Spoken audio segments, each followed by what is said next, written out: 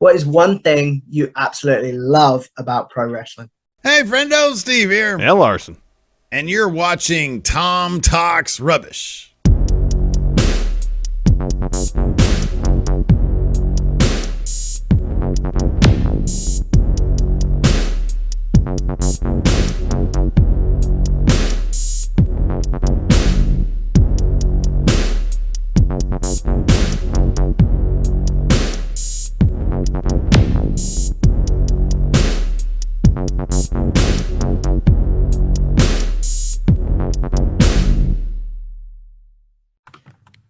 What's going on, guys? It's your boy, Tom Talks Rubbish, and today I'm back with another interview. This time, I'm joined by Spencer Love from Love Wrestling. So welcome to the show.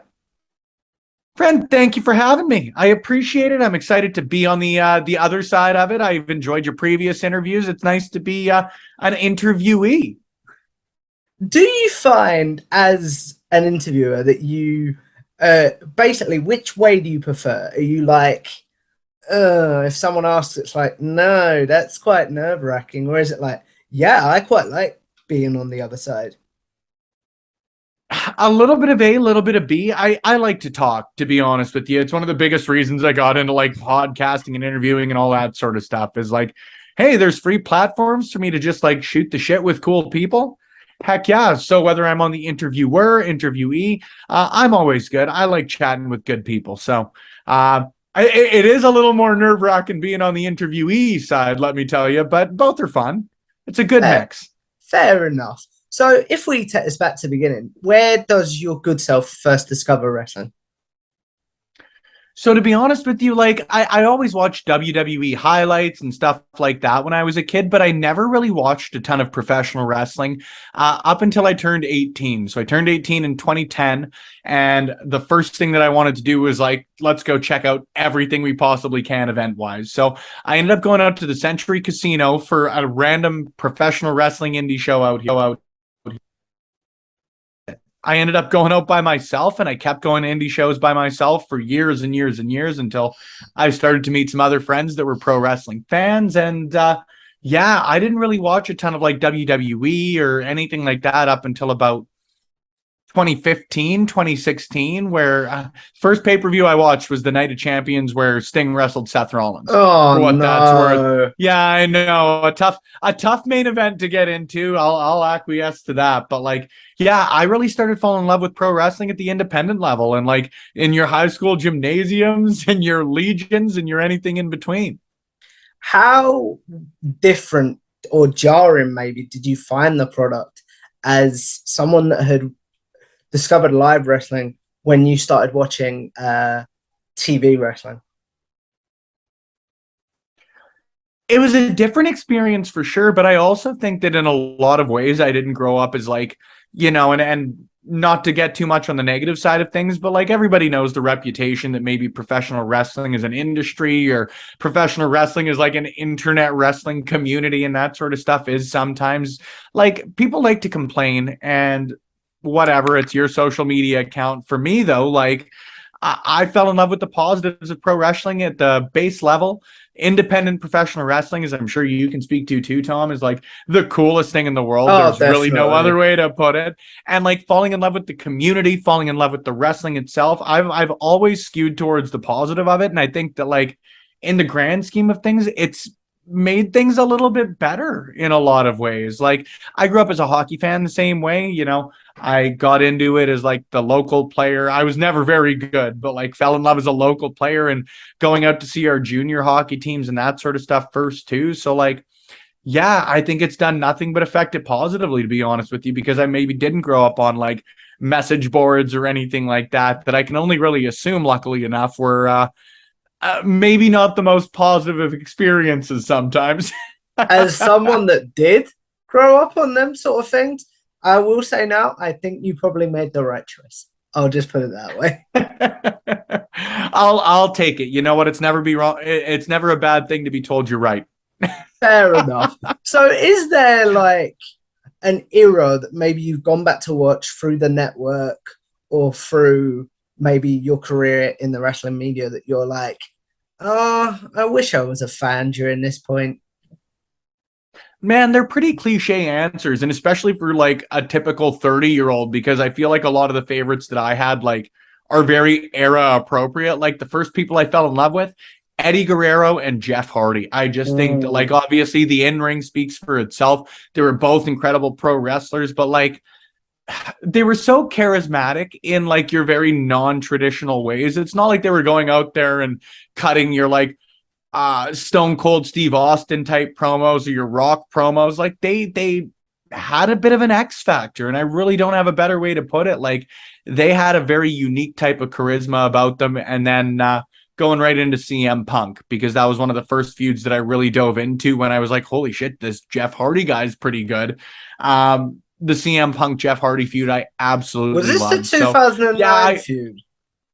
You betcha. You I betcha know it was. exactly Where you where had he CM was Punk going coming from. out in the full Jeff Hardy makeup. Yeah, like I thought those were very, very cool wrestlers. I thought that they're again, like the in-ring speaks for itself, but their charisma, the X factors to them about them were really, really incredible. So by no means was I a fan growing up like at that time, but I feel like I've got very era appropriate pro wrestlers for someone my age, you know?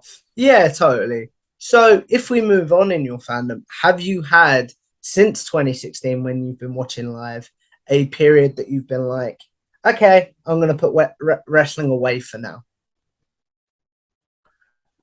Not a way. I think there's certainly been times where, like, whether it's been through like work or my own personal taste or whatever's going on, like, there are times where maybe you're not sitting down from, 6 to 9 p.m. Mountain Standard Time to watch Raw.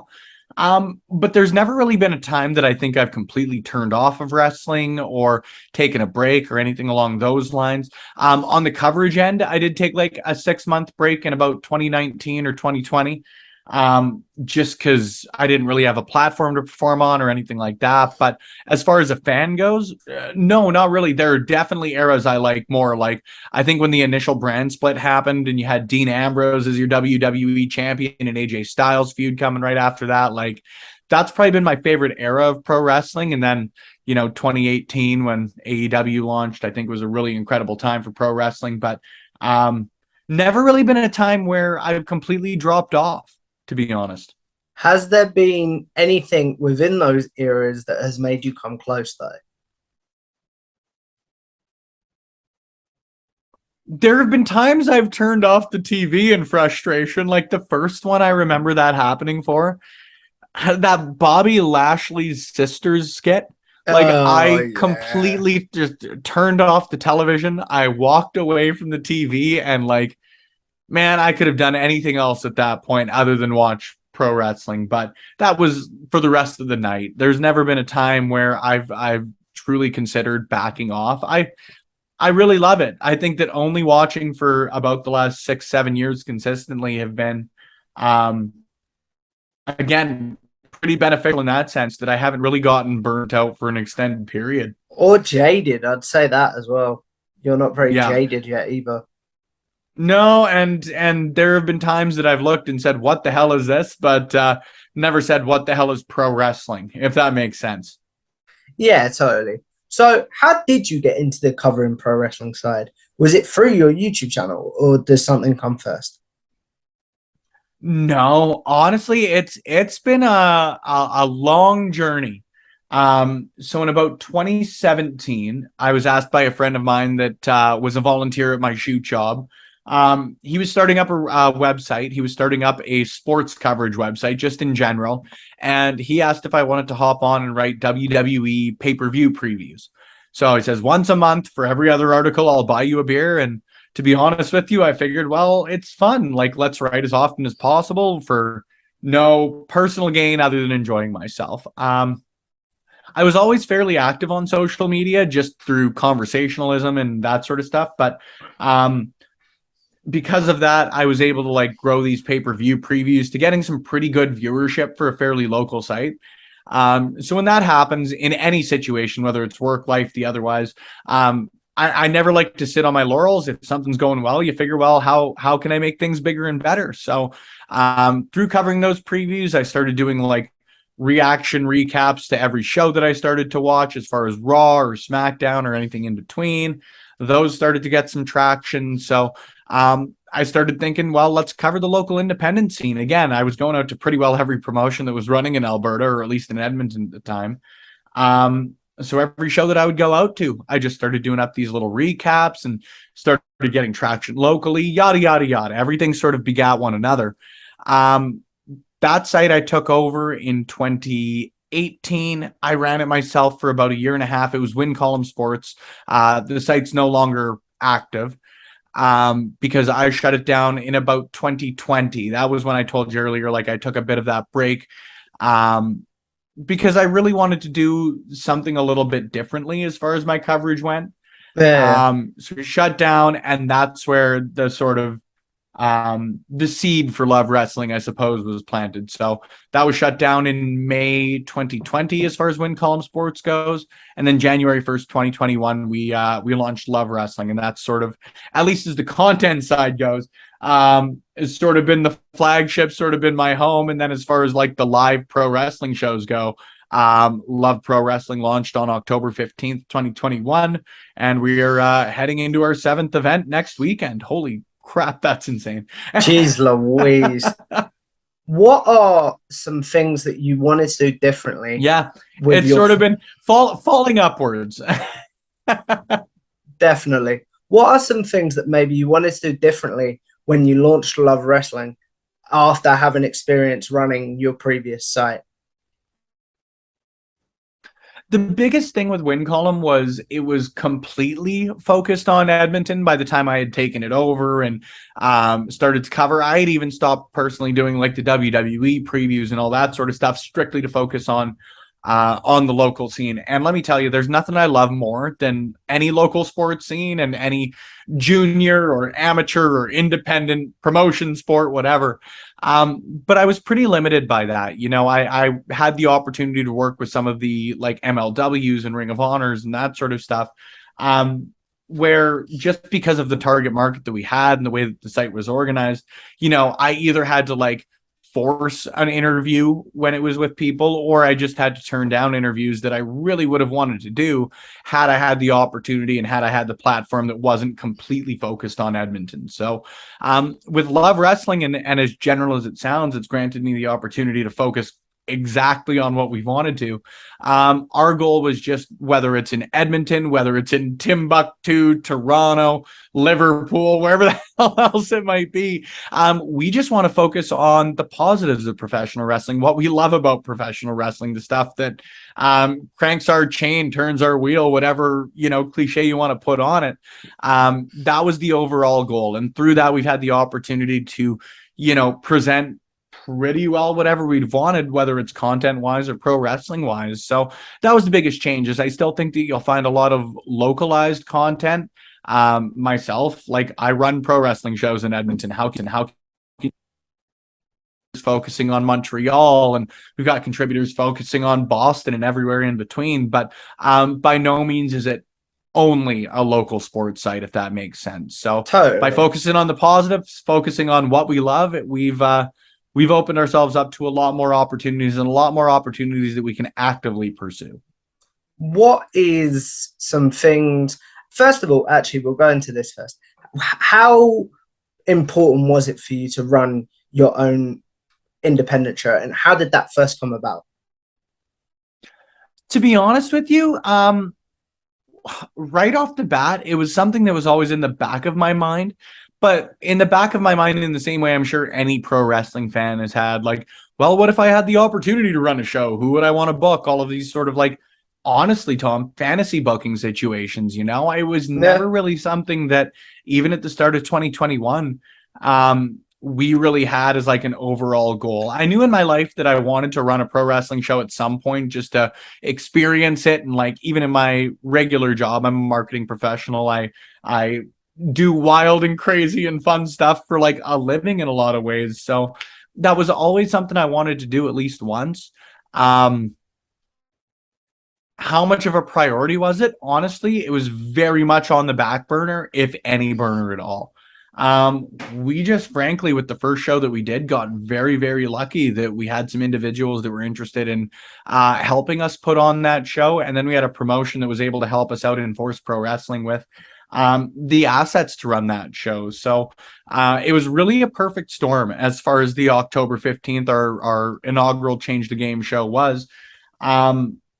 But from there, like it's a bug, you know. With interviewing, I got the same way. With content, I got the same way. Is like once you get that taste, oh my goodness, how do you continue to do this, right? So again, through just some like good timing, some unfortunate timing, and everything in between, I was able to purchase a wrestling ring myself in December. We were initially hoping that we were going to run our next show, LPW2, in January, but because of this weird little thing called COVID, we had to back off. We had to run our second show in March of 2022, and have continued monthly since then. So honestly, it was very much a hope when we started in 2021 that's turned into something that like has become my favorite thing in the world to do, to be honest, is put on our live events. What is like your role in front of the audience during your live events? I describe myself as the minister of fun. I don't really have a better way to put it. I ring announce, I guess, is like the traditional way to put it. But like, I think it at this level of shows, and I always make the comparison, you know, when you look at WWE or AEW, because everything else is the show, when you've got the lighting and the pyro and the Titantrons and who's it's and what's it's galore. The ring announcer's job at that level is just like come out, announce people to the ring, and get out of the ring.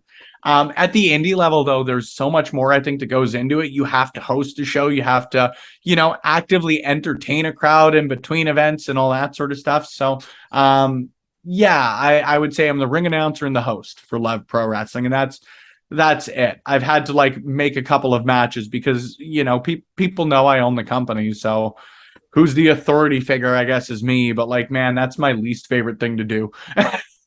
Any desire to have a match yourself? No.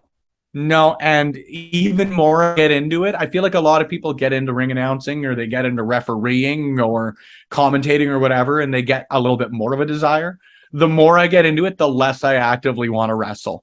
I don't have the talent, I don't have the athleticism, but more enough, I don't have the threshold for pain. Fair enough. Ain't for me. And let me tell you, nobody wants to watch me wrestle. If me playing hockey or any other sport that I've played in my life, I am about as athletic as a rock. Fair enough. Not the rock, a rock. I know what you meant, but fair enough. What is something that you used as your skills as an interviewer, as the ring announcer in Love Pro Wrestling? To be honest with you, and that's a really good question, but I think having a bit of, not a script, but for me, you know, I open all of my interviews the same way. I like to announce people in a very similar way, not in like tone, anything like that, but whether it comes to announcing their name, their manager, their valet, their height, their weight, their nicknames, whatever. I like to present those in the same order. I've always said that my job as a ring announcer exclusively is I need to present people enthusiastically and accurately.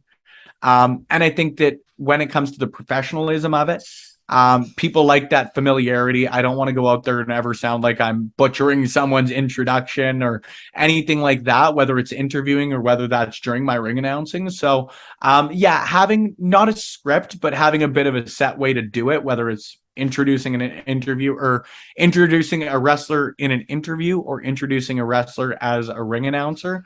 I like to have a similar format as far as making their way to the ring, accompanied by, from, weighing in at this person. Like that will always be the order I go in unless they specifically ask otherwise. So yeah, having that bit of consistency, I guess. What is a skill that you've learned being a ring announcer that you now use as an interviewer?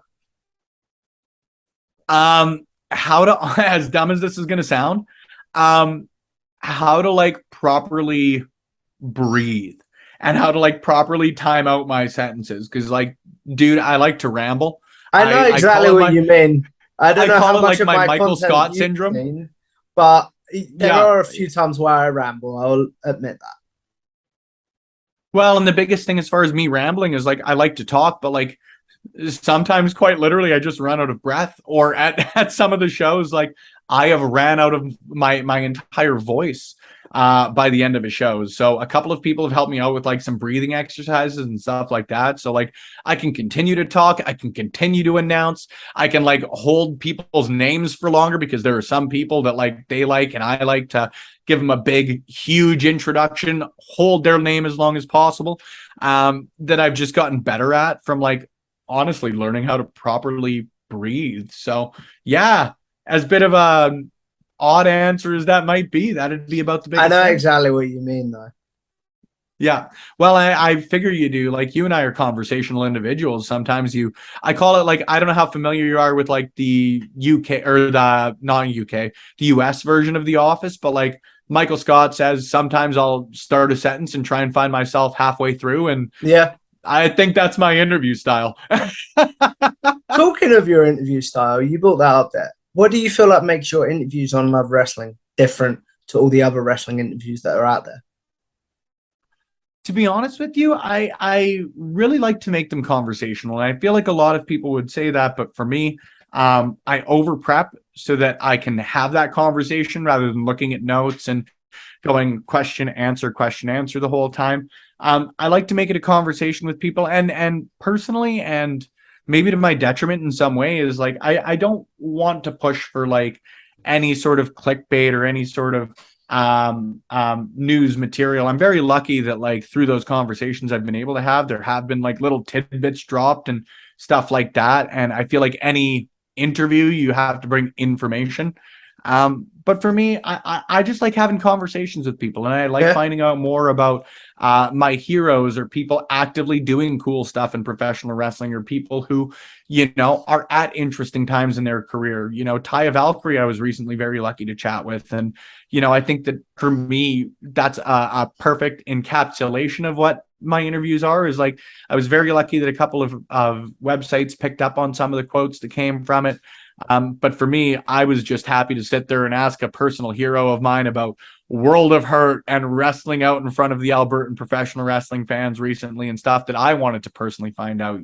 So it's just a cool chat, I like to think, rather than a cool interview in a lot of ways. Yeah, and I try and be the same. I try and not go for the shoot and the like bat.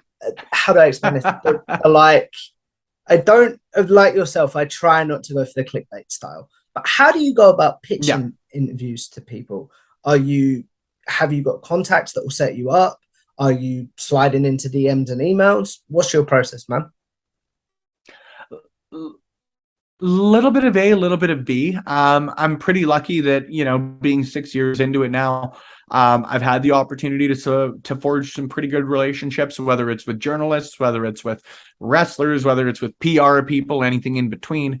So I'm lucky sometimes that I am just like given the opportunity to interview people rather than having to reach out all the time. But that is 1 or 2% of the time, to be honest with you. I like to send out about 100 emails a week. That's always the goal that I try and hit, whether it's publicists, whether it's promotions, whether it's wrestlers themselves, just to try and get interviews. It's a process, and I think that by being the one to go out there, put yourself out there, be the one willing to say, hey, I'd like to interview you. Here's why I'd like to interview you, and why I think it could be beneficial to you to hop on my channel.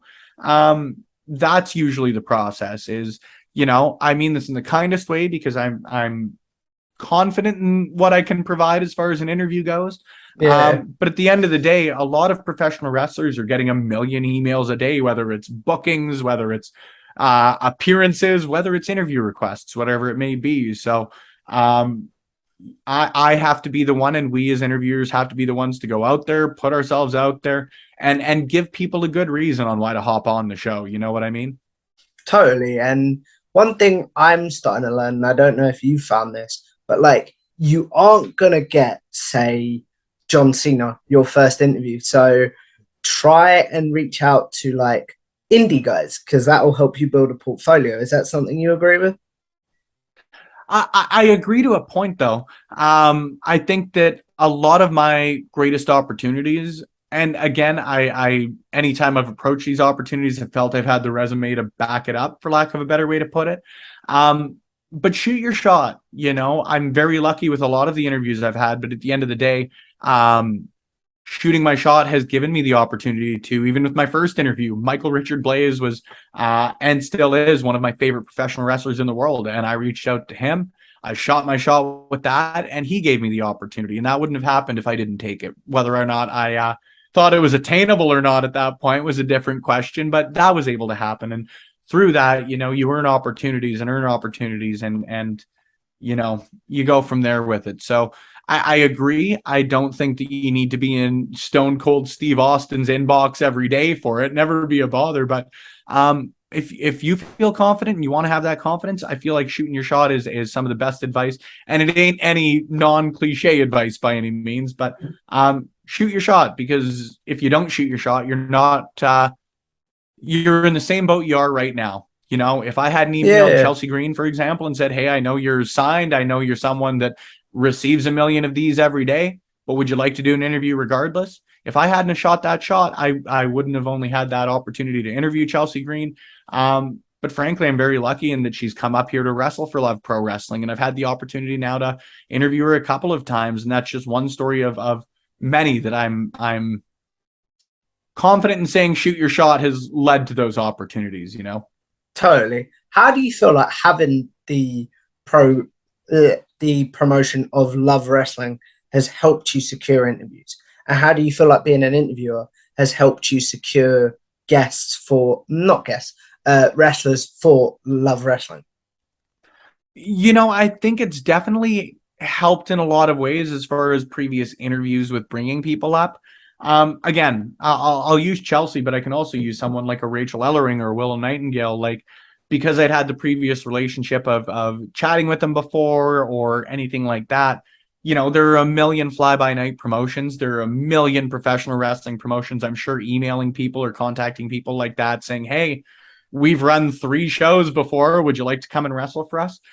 I don't think that there's many recent stories, which is nice. And they're also getting to be fewer and fewer. But there are still the horror stories sometimes of, well, I came out for this new promotion and they never paid me and they ghosted me for months. We had one recently with a I won't put them on blast, but a promotion that was supposed to happen in England. I'm sure you know the story.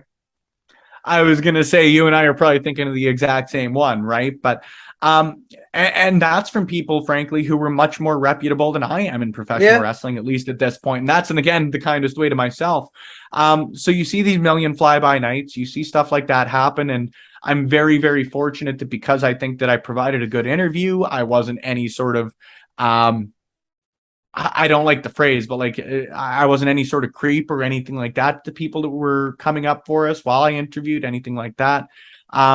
Because you've got that pre-existing relationship, no matter how small it may be, maybe there is that confidence to say, all right, I'll come and take a chance on that promotion, or I'll come up to Edmonton, Alberta, which in the kindest way to the city I love, maybe hasn't been a hotbed of professional wrestling over the last few years. I think that it's helped a lot on that end. As far as using the promotion for interviews, I've never taken advantage of that. I like to separate that out, at least for myself, but because the promotion we're running has had the opportunity to do some stuff for Patreon and all of that. We do interviews with the LPW show that have helped out on that end of things, but those are to promote the product at the end of the day too. So I think it's all cyclical on that end of things. Personally, I would just feel, if I'm a promoter, I would never want to leverage, hey, you're coming up here, so you're obligated to do an interview. If anybody wanted definitely to, heck yeah. But to this point, if I've got any stock with that, I'm very lucky that we've been able to utilize it to help out some of our contributors, to help out the promotion as a whole, with me just getting to sit back and promote. Fair enough. As we look at wrapping this up, we're going to do a very quick fire segment called Generic Questions. Those of you that have seen my interviews before will know this is where I ask my guest their favorite match, favorite pay-per-view, favorite tag team, favorite theme song, and favorite superstar or wrestler of all time. Questions that I'm sure Spencer gets asked on social media quite regularly. So now he'll have a place to be like, look, I've answered this. Please go watch this. So what's your favorite match of all time? Favorite match of all time, I've actually got two. Kobashi versus Samoa Joe. Like, that's my go-to. But honestly, Money in the Bank 2011, John Cena versus CM Punk. Ooh. And that for me is like, I love me a good partisan crowd. Love me a good partisan crowd. Favorite pay-per-view of all time? Biased, but SummerSlam 2019, not for the quality, but because I was able to be there and so many cool opportunities for me, like getting to see The Fiend enter live, getting to see Trish Stratus's last match to this point. Yeah, definitely a lot of bias, but I was lucky enough to attend that one. So SummerSlam 19. Fair enough. Favorite pay-per-view of all time? Sorry, favorite tag team of all time. My brain slipped there. I do apologize. No worries. The Hart Foundation. I will say though, like maybe not a tag team.